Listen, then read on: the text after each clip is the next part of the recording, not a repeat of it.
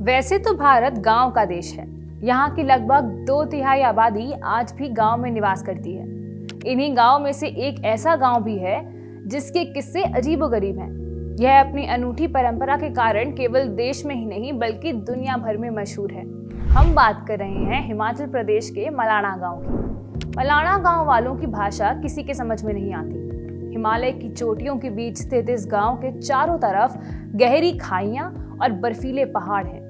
करीब 1700 लोगों की आबादी वाले इस गांव में जब आप घूमने जाना तो भूल कर भी वहां किसी भी चीज को छू मत लेना, नहीं तो आपको 10,000 तक का जुर्माना देना पड़ सकता है। जी हाँ, मलाणा गांव वालों का मानना है कि अगर उन्हें गांव के बाहर के लोग छूते हैं तो वे अपवित्र हो जाएंगे। कहते हैं जब सिकंदर ने हिंदुस्तान पर हमला किया था तो उसके कुछ सैनिकों ने इसी मलाणा गांव में पनाह ली थी और फिर वो यहीं के होकर रह गए।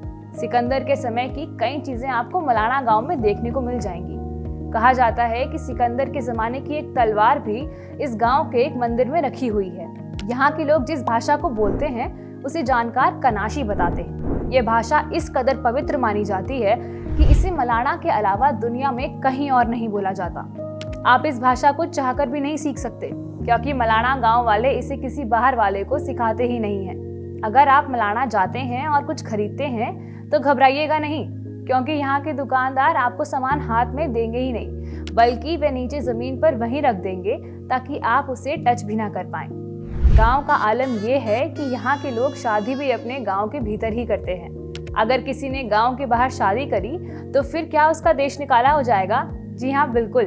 अपने आप में एक देश से कम नहीं है ये गांव। इतना ही नहीं, मलाणा गांव की हशीश यानी कि चरस भी काफी मशहूर है।